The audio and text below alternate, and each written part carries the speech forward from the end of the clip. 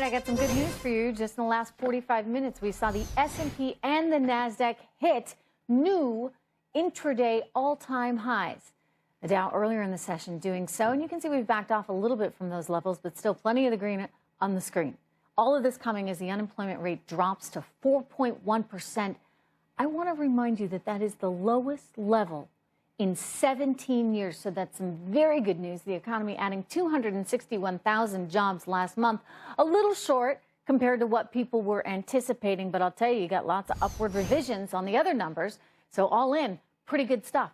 Grover Norquist saying earlier this hour the economy will continue adding jobs thanks to the tax reform plan. Joining me right now, assistant editor for the Wall Street Journal editorial page, James Freeman, and Fairfax Global Markets CEO, Paul Dietrich. Good to see you both.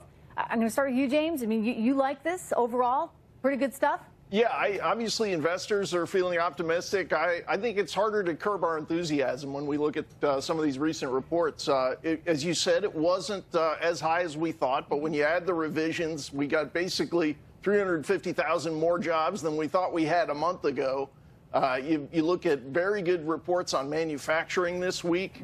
Atlanta Fed is now saying we're going to get 3% plus growth in the fourth quarter. This would be the third in a row. So maybe a little too early to say Trumponomics is working, but looks like we might be headed to a breakout here. The one sort of bleaker spot, if you would, though, happens to still be wages. Paul, wages going down a little bit. Is this temporary? Is this going to change? Is this why we need the tax cut? The tax cut will help, but if you delve into the numbers and delve into the footnotes, one of the things you're going to see is I believe those wage numbers are going to be revised up over the next 2 months. They pretty much said because of the 3 hurricanes, their sampling data has a higher than average error rate. But I'll tell you the reason why wages are going to start going up, and that is because one of the things in this report showed that about 700,000 people left the workforce. These were basically baby boomers who are retiring, and we've been seeing that trend continue. The labor force is tightening up, and when that has happened historically, we've gotten wage growth. I mean, we're almost at full employment. We're also in a very different kind of economy right now in that, you know, they call it the Amazon effect, James, and things are cheaper in part because there's all this competition out there. And so, you know, as things are cheaper, well, you know, sometimes the companies are just not paying as much. And maybe workers aren't even demanding as much because you can go out and buy all this cheap stuff.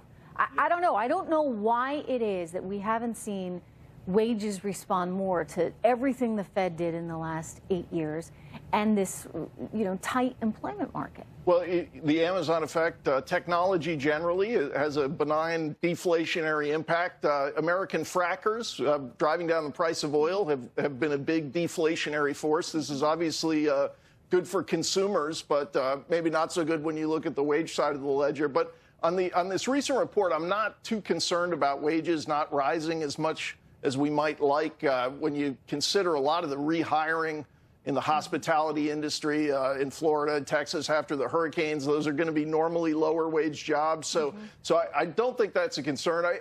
The labor force participation rate, I'm still concerned about that. And I think that tells us we got a long way to go to kind of break out of the Obama era new normal. Hey, Paul, I'm just looking at some of the numbers on the screen. Maybe we can show them again for the viewer. Take a look at this. The NASDAQ up better than 21%, everyone, since the president came into the Oval Office. This is since his presidency. Look at that. And we have the Dow as well because it's a similar story there over on the Dow. 67.59 is the NASDAQ Composite Index right now.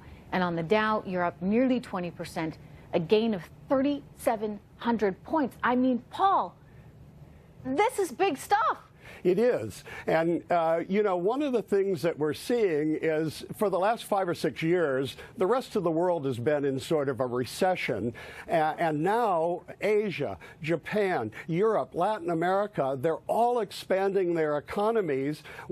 American companies are selling more. We've added 156,000 1,000 manufacturing jobs in the last 11 months, according to this jobs report. And we're seeing the first time a kind of synchronized global expansion we haven't seen for 6-7 years. I like it. I like it. Let's hope it continues. All right. Good stuff. Thanks so much to both of you for being here.